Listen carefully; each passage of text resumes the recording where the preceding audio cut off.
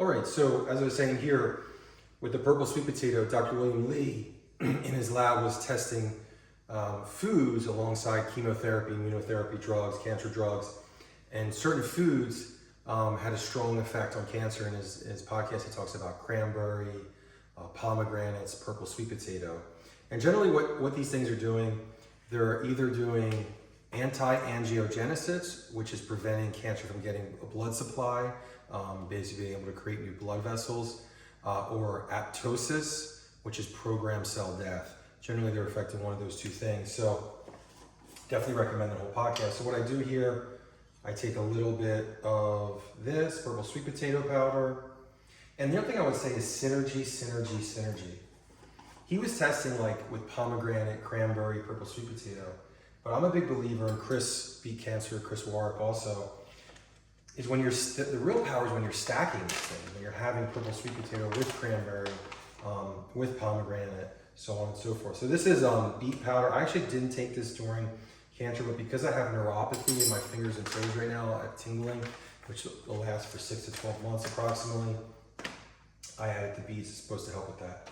So now what I'm gonna do is I'm gonna take olive oil here. Now, this isn't like a regular store olive oil. This is like from Greece. They test the polyphenols. I would say get a really olive oil as medicine. I mentioned Brian Johnson. He sells one, I think called snake oil, as a riposte to all his critics and cynics who say he's a snake oil salesman.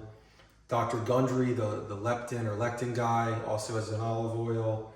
I found some Greek ones where they test it and it's in the 400 to 500, 600 range. So I'm pouring it right on that mound where it's absorbing into the seeds. Then also I found this is Nutzo, which usually I actually just use almond butter, but it's almost repetitive because it has some of the flaxseed and chia. So I take some of this, small amount, like half a teaspoon, right on top of the olive oil. And then I blend this in, okay? So I blend this in before the next step, just to kind of incorporate it. And if you want to come and just kind of show here, you can see colors, and it's really, see that dark color from the cocoa. It's really like a chocolate oatmeal.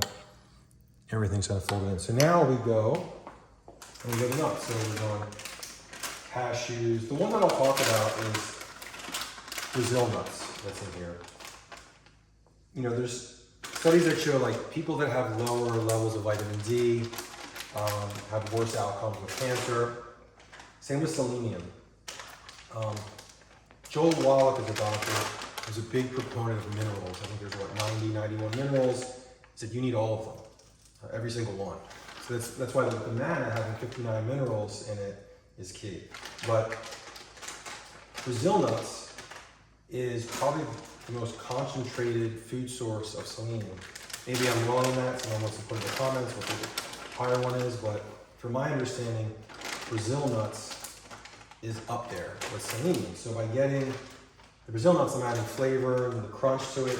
These are pumpkin seeds, so let me just go through what I did. This is pumpkin seeds, sunflower seeds, cashews, walnuts, and I'm getting to the almonds, Brazil nuts, and macadamia. So here's the Brazil nuts. So these are expensive, so I'm just adding like 3 or 4. But if you just type in like how much selenium is in 4 Brazil nuts, it might be the already getting close to it. So, and then the almonds.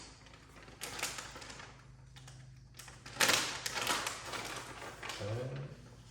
And then the macadamia nuts, which I'm basically out of.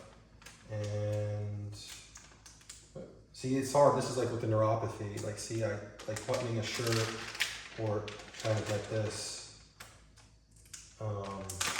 The dexterity of the fingers is affected right now. So hopefully that's just a 6-month issue.